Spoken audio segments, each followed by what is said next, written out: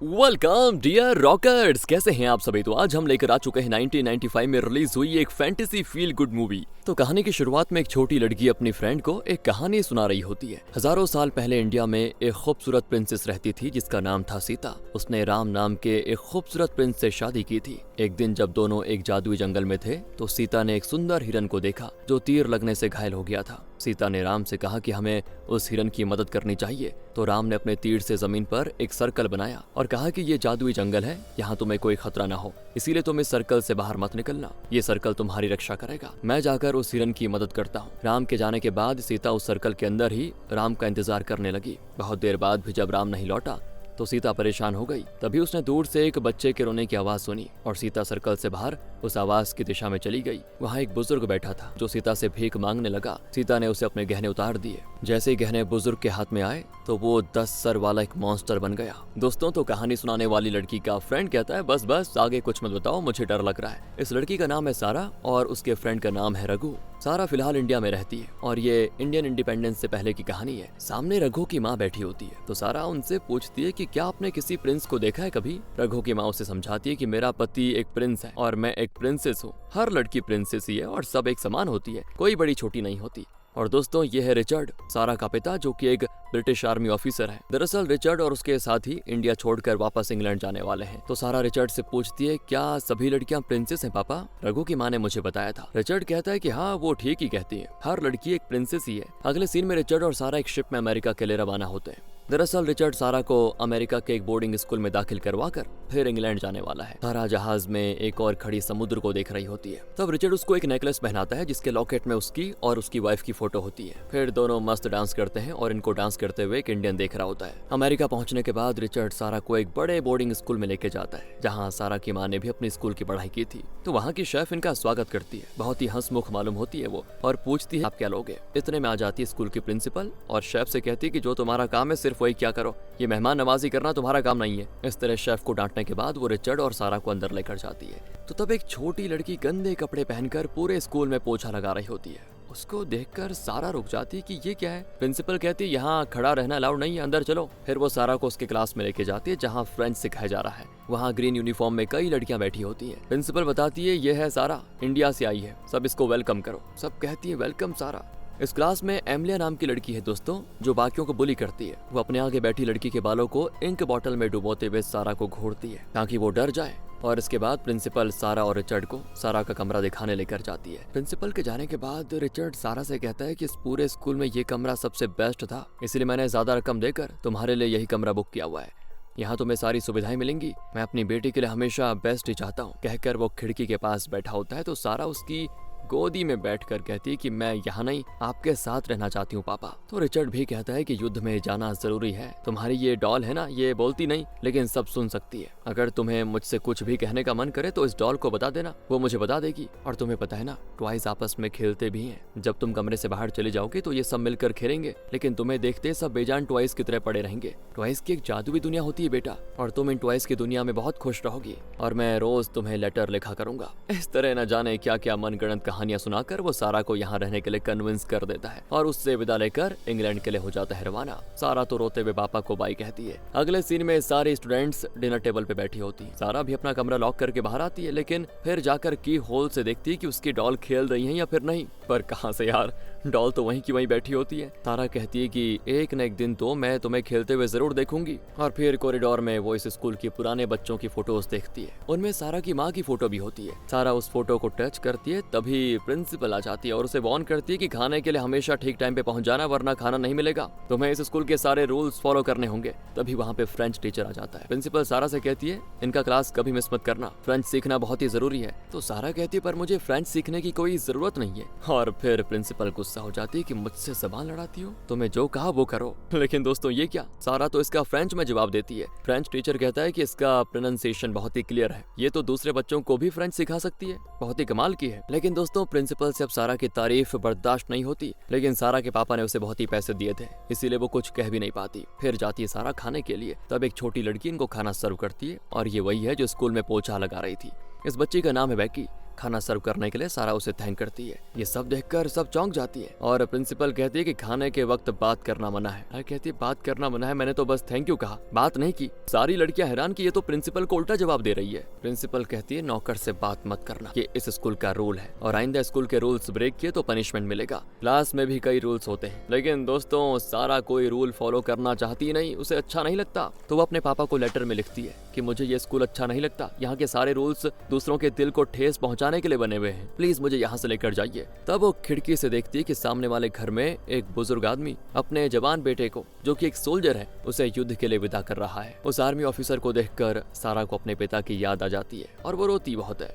जब उसका letter Richard को मिलता है तो उसे पढ़कर वो भी इमोशनल हो जाता है। इतने में दोस्तों वहाँ पे बमबारी शुरू हो जाती है और यहाँ स्कूल में कैटी नाम की एक लड़की फर्श पर लेटकर चीखती चिल्लाती है। शेफ उसे शांत करने की बड़ी कोशिशें करती है, लेकिन वो अपना मुंह बंद नहीं करती। तो शेफ कहती है मैं तुम्हारे लिए चॉकलेट्स लेकर आती हूँ ना, कहकर वो चली जाती है। और कैटी जोर जोर से रोते हुए कहती है कि मुझे मेरी माँ को देखना है। तब सारा कर कहती है कि तुम जल्दी अपनी माँ को देख पाओगी, वो जरूर तुमसे मिलने आएंगी। कैटी कहती है तुम झूठ बोलती हो, मेरी माँ तो मर चुकी है, अब मैं उन्हें कभी नहीं देख पाऊंगी। सारा कहती है मेरी भी माँ नहीं है। और ये सुनकर कैटी हो जाती है शांत, पूछती है कि क्या तुम्हारी माँ भी चल बसी? सारा कहती है कि हाँ, और जब कोई मरता है ना तो स्वर्ग में जाता है। अब तक तो तुम्हारी और मेरी माएं परियां बन चुकी होंगी। तुम भले ही अपनी माँ को देख नहीं सकती, लेकिन वो स्वर्ग से तुम्हें जरूर देख रही होंगी। एक न एक दिन वो उड़कर आएंगी और तुमसे मिलेंगी भी। इस तरह वो कैटी को एक लंबी कहानी सुनाने लगती है। बैकी भी उसकी कहानी को सुन रही होती है दोस्तों, और तो और स्कूल की हर लड़की उसकी कहानी में डूब जाती है और उन्हें सारा की बातें बहुत ही अच्छी भी लगती है। इतने में सारा बैकी को देख लेती है और बैकी भी बेचारी झट से वहाँ से जाने लगती है। सारा कहती है एक मिनट रुक जाओ। कैटी कहती है अरे वो नौकर है और प्रिंसिपल ने कहा है कि नौकरों से बात नहीं करनी चाहिए। पर सारा बैकी के पीछे जाती है और देखती है कि इस स्कूल का सबसे गंदा कमरा उसको दिया गया है। बैकी ने एक पुराना फटा हुआ शू पहना होता है जो कि काफी छोटा था, जिसकी वजह से उसके पैर में बहुत दर्द भी होता है। वो उस पर आइस लगा रही होती है बेचारी। तो सारा को देखते वो कहती है अगर प्रिंसिपल ने तुम्हें यहाँ देख लिया ना तो तुम्हें ही नहीं मुझे भी पनिशमेंट मिलेगा। सारा तुरंत चली जाती है वहाँ से। अगले दिन प्रिंसिपल स्टूडेंट्स को पिकनिक लेके जाती है। दूसरी ओर बैकी स्कूल की सफाई करके अपने कमरे में आती है तो वहाँ सारा ने उसके लिए गिफ्ट रखा होता है। बैकी उसे खोलती है तो उसमें एक जोड़ी नए शूज होते हैं, जिनको देखकर सच में यार बैकी की खुशी का ठिकाना नहीं होता। वो शूज पहनकर उन्हें बार बार निहार कर एंजॉय करती है। उसी शाम स्टोरी रीडिंग क्लास में एक एक करके हर स्टूडेंट एक स्टोरी बुक से अपनी पसंद की कोई भी कहानी पढ़कर क्लास को सुनाती है। प्रिंसिपल कोई म्यूजिकल इंस्ट्रूमेंट बजा रही होती है। सारी बच्चियां बोर होकर लगभग सो जाती हैं। और जब सारा की बारी आती है ना तो वो कहानी को सिर्फ पढ़कर सुनाने के बजाय अपनी इमेजिनेशन कहानी में जोड़कर उस कहानी को इतना इंटरेस्टिंग बनाती है कि जो सोई हुई थी ना वो भी जागकर सारा के पास आकर बैठ जाती है और मस्त कहानी सुनने में हो जाती है बिजी। अब ये देखकर अगेन प्रिंसिपल को चिढ़न होती है और वो सारा के हाथ से स्टोरी बुक छीन लेती है। लेकिन दोस्तों फिर भी सारा अपने मन से उस कहानी को आगे बढ़ाती है। तो प्रिंसिपल गुस्सा होकर कहती है क्लास खत्म हो गया, सभी अपने अपने कमरे में जाओ और आइंदा इस क्लास में कोई इमेजिनेशन नहीं चलेगा, जो बुक में लिखा है वही पढ़कर सुनाना होगा। उस रात सभी लड़कियां प्रिंसिपल से छुपकर सारा के कमरे में आ जाती हैं और कहती हैं कि तुम्हारी कहानियां बहुत ही बढ़िया होती हैं, प्लीज कोई और कहानी सुनाओ ना हमें। बैकी भी सारा के कमरे के बाहर से उसकी कहानी सुनने लग जाती है। शुरुआत में सारा ने रघु को जो राम सीता की कहानी सुनाई थी वही कहानी वो इनको भी सुनाती है और आगे बताती है कि उस 10 सर वाले मॉन्स्टर ने सीता को एक कंटीले पैलेस में बंद कर दिया था। सीता राम का इंतजार करती रही कि राम आएगा और मुझे इस मॉन्स्टर के चंगुल से बचाएगा। इस तरह दोस्तों कहानी यहाँ पे आधी होती है और अगले दिन अमिलिया के अलावा बाकी सभी बच्चियां सारा के साथ काफी क्लोज हो जाती हैं। सारा उन्हें फ्रेंच सिखाती है, क्लास के लिए तैयार होने में उनकी मदद भी करती है। एक दिन होती है पेरेंट्स टीचर मीटिंग, जिसमें सारा के पापा के अलावा बाकी सभी के पेरेंट्स आए होते हैं। सारा यहाँ अपने पापा को बहुत ही मिस करती है और तब वो रिचर्ड जैसे दिखने वाले एक आदमी को जाते देख लेती है और तुरंत भागकर उसे पापा कहकर पुकारती है, लेकिन वो कोई और होता है। दूसरी ओर रिचर्ड युद्ध में होता है दोस्तों, जहाँ उसके कई साथी मारे जा चुके होते हैं। रिचर्ड काफी कमजोर भी हो गया था। तब वो एक लाश को हिलते हुए देखता है और समझ जाता है कि वो मरा नहीं है। वो उस आदमी को उठाकर अपने कंधे पे रखकर वहाँ से दूर लेकर जाता है। इसी बीच दुश्मन के हेलीकॉप्टर्स वहां मंडरा रहे होते हैं, लेकिन रिचर्ड अपनी जान की परवाह ना करते हुए उस सोल्जर को रेस्क्यू करने की पूरी कोशिश करता है। और यहाँ सारा अपनी कहानी को आगे बढ़ाते हुए कहती है जैसा सीता ने सोचा था, राम उसे बचाने आ गया, लेकिन उस मॉन्स्टर को पता चल गया था कि राम आ रहा है और वो राम पर तीरों की बौछार करने लगा। उन तीरों से कोई जहरीला गैस निकलता है और राम को बेहोश कर देता है। और बिल्कुल सारा की इस कहानी की तरह दोस्तों वहाँ युद्ध भूमि में रिचर्ड अपने साथी को बचाते हुए एक ऐसी जगह पहुंच जाता है जहाँ कोई स्मोक बॉम्ब फेंक कर दूर भाग गया था और बॉम्ब फट जाता है। शायद उस गैस की वजह से रिचर्ड बेहोश और यहाँ सारा का बर्थडे होता है। रिचर्ड ने पहले से प्रिंसिपल को पैसे भेजे हुए थे और लेटर लिखा हुआ था कि सारा का बर्थडे धूमधाम से सेलिब्रेट होना चाहिए। इसके लिए एक बढ़िया केक मंगवाया गया था और सभी खूब एंजॉय करती हैं। तब डोर बेल बजती है। प्रिंसिपल दरवाजा खोलते हैं तो वहाँ रिचर्ड का असिस्टेंट खड़ा होता है, जो हर महीने सारा के खर्चे के लिए प्रिंसिपल को चेक देने आता था। तो प्रिंसिपल कहती है कि आइए आइए, सारा का बर्थडे सेलिब्रेशन चल रहा है, अंदर आइए। पर वो कहता है कि मैं तो ये बताने आया था कि अगले महीने से आपको रिचर्ड का कोई चेक नहीं मिलेगा, क्योंकि युद्ध में रिचर्ड की मौत हो गई। और तो और सरकार ने उसकी सारी प्रॉपर्टी भी जब्त कर ली है। सुनकर प्रिंसिपल चौंक जाती है और वो एकदम से पूरे सेलिब्रेशन को रुकवाकर सारा के अलावा बाकियों को बाहर भेजकर शेफ से कहती है कि सारा के लिए नौकर वाला वो ब्लैक ड्रेस लाओ। और आप पूछती है मैं ब्लैक ड्रेस क्यों पहनूंगी? तो प्रिंसिपल सारा को बता देती है कि युद्ध में तुम्हारे पापा की मौत हो गई और अब तुम्हारे खर्चे के लिए मुझे पैसे नहीं मिलने वाले, इसलिए बैकी की तरह तुम भी यहाँ नौकर बनकर रहोगी और मैं जो काम दूंगी वो सब तुम्हें करना पड़ेगा। वो सारा के कमरे की चीजें भी ले लेती है, यहाँ तक कि उसके पापा का दिया हुआ नेकलेस भी। फिर उसे बैकी के कमरे के पास एक और पुराना और गंदा कमरा दे दिया जाता है। वो कहती है कि तुम चाहो तो अपनी डॉल साथ रख सकती हो, बाकी सब मेरा हो गया। उस कमरे के ऊपर कई कबूतर बैठे होते हैं और छत भी टूटा होता है, बारिश का पानी अंदर टपक रहा होता है। तारा टूटे हुए पलंग पर बैठकर सोच में पड़ जाती है। फिर एक चौक से वो फर्श पर एक सर्कल बनाकर उसके अंदर लेट जाती है। सारा की कहानी में राम ने सीता की सुरक्षा के लिए एक सर्कल बनाया था, तो सारा को लगता है कि अब वो इस सर्कल के अंदर सुरक्षित रहेगी। पर रात भर वो सो नहीं पाती, रोती है कि पापा आप कहाँ हो, प्लीज मुझे यहाँ लेने आ जाओ। अगले दिन सारा सभी को खाना सर्व करती है। प्रिंसिपल कहती है कि आज से सारा भी एक नौकर है और स्कूल के रूल्स के मुताबिक कोई उससे बात नहीं करेगा, अगर बात की तो पनिशमेंट मिलेगा। फिर सारा दोस्तों स्कूल में जगह जगह पोछा लगाती है और तब एमिलिया उसे बड़ी घूर कर जाती है। फिर सारा सब्जियां लेने मार्केट में जाती है, जहाँ एक लड़का उसकी सब्जियां चुराने की कोशिश करता है, लेकिन सारा किसी तरह अपनी चीजें बचा लेती है। फिर रास्ते में उसका स्कार्फ हवा में उड़ जाता है। वो उसके पीछे पीछे भागती है तो किसी के पैरों पर जाकर गिरा होता है। वो सारा उसे उठाकर ऊपर देखती है तो वही इंडियन खड़ा होता है दोस्तों, जिसने जहाज में सारा और रिचर्ड को डांस करते हुए देखा था। सारा को देखकर वो स्माइल करता है पहले। दरअसल पड़ोस के घर में एक बुजुर्ग बाप ने अपने बेटे को युद्ध के लिए विदा किया था, जिसे सारा ने भी देख लिया था। वो आर्मी ऑफिसर युद्ध में बुरी तरह घायल हुआ था और फिलहाल कोमा में है। यही खबर लेकर आया है ये इंडियन। बेटे के बारे में बुरी खबर सुनकर वो बुजुर्ग बहुत ही रोता है, लेकिन वो इंडियन जिसका नाम रामदास है वो उस बुजुर्ग को शांत करने की कोशिश करता है कि सब ठीक हो जाएगा। और दोस्तों रामदास इस बुजुर्ग के लिए ही काम करता है। ये सारी चीज देखकर सारा वापस स्कूल चली आती है। उस रात सारा बड़ी उदास बैठी होती है। उसके और बैकी के कमरे के बीच लकड़ी की दीवारें होती है, जिसका एक हिस्सा टूटा होता है। उसके जरिए बैकी सारा के कमरे में आ जाती है और उसे एक पिलो देकर कहती है, तुम्हारे बर्थडे पे मैं कोई गिफ्ट नहीं दे पाई, ये मैंने तुम्हारे लिए अपने हाथों से बनाया है। वैसे आजकल तुम कहानी क्यों नहीं सुनाती? सारा कहती है कि पहले मुझे कहानियों में विश्वास था, जादू में विश्वास था, लेकिन अब पता चला कि असलियत में जादू होता ही नहीं। पर बैकी कहती है मुझे पहले जादू में विश्वास नहीं था, लेकिन तुम्हारी कहानी सुनने के बाद मुझे जादू में विश्वास होने लगा, कहकर वो चली जाती है। अगले दिन सभी पिकनिक के लिए जा रही होती है और सारा बाहर लॉन को साफ कर रही होती है। तब कैटी पूछती है, तुम तो कहती थी कि हर लड़की प्रिंसेस होती है, क्या तुम अब भी खुद को प्रिंसेस समझती हो? सारा कहती है कि मुझसे बात करोगे तो तुम मुसीबत में पड़ जाओगी, चुपचाप भागो यहाँ से। फिर वो किचन में शेफ की मदद करती है और तब उसे पता चलता है कि पड़ोस का वो आर्मी ऑफिसर कोमा में चला गया था। आगे सारा मार्केट जाती है दोस्तों, जहाँ एक लड़का उसको भिखारन समझकर उसकी हथेली में एक सिक्का ठूस जाता है। सारा उसके पीछे जाती है और कहती है, आप अपना पैसा वापस ले लो, मैं भिखारन नहीं हूँ। और सारा को देखते उस लड़के की माँ उसको जल्दी से सारा से दूर लेकर चली जाती है। सोचती है कि पता नहीं कितनी गंदी है। खैर अब सिक्का हाथ लगा है तो क्यों ना अच्छा खाना खाकर कुछ मजा किया जाए। यही सोचकर वो एक बेकरी में जाकर अच्छा सा ब्रेड खरीद कर खाने बैठ जाती है। लेकिन तब वो एक परिवार को देखती है जो काफी गरीब मालूम होते हैं और फूल बेच रहे हैं, लेकिन उनका एक भी फूल बिक नहीं रहा। सारा को लगता है कि मुझसे ज्यादा उन्हें इस ब्रेड की जरूरत है और वो जाकर अपना ब्रेड उन्हें दे देती है। वो औरत बदले में सारा को एक फूल देती है और कहती है, भली सोच वाली इस छोटी सी प्रिंसेस को ये हमारी तरफ से भेंट। और सारा फिर वापस जाती है तो वो बुजुर्ग जिसका बेटा कोमा में था उसके घर के दरवाजे पर उस फूल को रख देती है। ये सारी चीजें रामदास देख रहा होता है दोस्तों, जो कि उस घर के छत पे रहता है। उस रात बैकी अपने कमरे से ही सारा से बातें करती है और पूछती है कि तुम तो इंडिया से आई हो ना, इंडिया कैसी जगह है बताओ? तो सारा बताती है वहाँ ज्यादातर गर्मी होती है, लेकिन घने जंगल होते हैं और हर तरफ हरियाली छाई रहती है। उसकी बातें सुनकर बैकी खुद को इंडिया में इमेजिन करती है। अचानक दोस्तों सारा के कमरे से जुड़ी हुई बालकनी का जो दरवाजा है वो खुल जाता है और बर्फ गिरने लगती है। सारा उठकर बालकनी में जाती है और गिरते हुए बर्फ में मजे से डांस करती है। तो सामने की छत से रामदास भी उसको देख रहा होता है और बड़ा खुश होता है वो। फिर चिमनी की सफाई करने के लिए एक लड़का आया होता है। वो सफाई करते करते ऊपर तक पहुंच जाता है, लेकिन फिर फिसल कर वापस अंदर गिर जाता है। इस पर प्रिंसिपल उसको डांटती है और उसके कान पकड़कर कहती है कि तुमने ठीक से काम नहीं किया, तुम्हें पैसे नहीं मिलेंगे। और अब ये देखकर सारा प्रिंसिपल को अच्छा सा सबक सिखाने की ठान लेती है और बैकी को लेकर छत पर जाती है। नीचे फायरप्लेस की आग धीरे धीरे बुझने लगती है। प्रिंसिपल देखने जाती है कि आग क्यों बुझ रही है और कौन बुझा रहा है। जैसे वो चिमनी के अंदर सर घुसाकर देखती है तो सारा और बैकी मिलकर स्कूल का सारा कचरा उसके ऊपर गिरा देते हैं। फिर सारा किचन में जाती है तो देखती है कि दूध वाले के साथ शेफ बहुत ही हंसकर बातें कर रही है।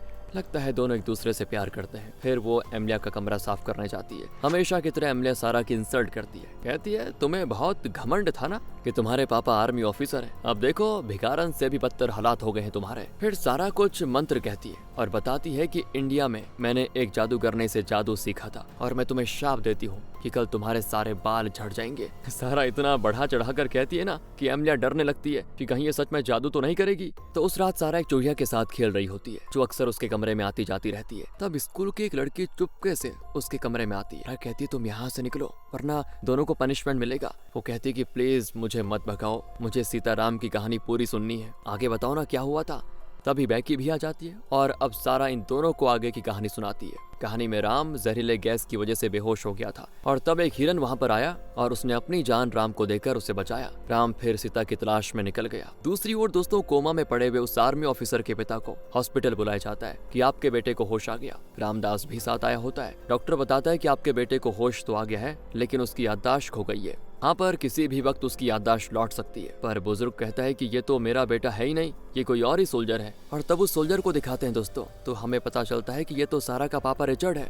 दरअसल खबरों की अदला बदली हो गई थी। बुजुर्ग का बेटा युद्ध में मारा गया था और रिचर्ड कोमा में चला गया था और अभी उसे होश आया है। रिचर्ड ने जिस सोल्जर को बचाने की कोशिश की थी वही इस बुजुर्ग का बेटा था जो बाद में मर गया था। पर अब रिचर्ड जिंदा तो है लेकिन उसकी याददाश्त खो गई है। बुजुर्ग फैसला करता है कि इसने मेरे बेटे की जान बचाने की कोशिश में इतना कुछ झेला है, इसीलिए जब तक इसकी याददाश्त वापस नहीं लौट आती मैं इसकी देखभाल करूंगा। रामदास भी कहता है कि ये सही फैसला लिया आपने, हम इनको अपने घर पे लेके जाएंगे। और यहाँ प्रिंसिपल कहीं बाहर जाने वाली होती है, तब तक बाकी लड़कियां मिलकर सारा का वो नेकलेस चुराने का प्लान बनाती है जो प्रिंसिपल के कमरे में है। कैटी फिर से माँ माँ करके चिल्लाती है जिसे सुनकर शेफ उसके पास आ जाती है। इसी बीच एमिलिया और उसकी 3 फ्रेंड्स प्रिंसिपल के कमरे में जाकर उस नेकलेस को ढूंढने में लग जाती है।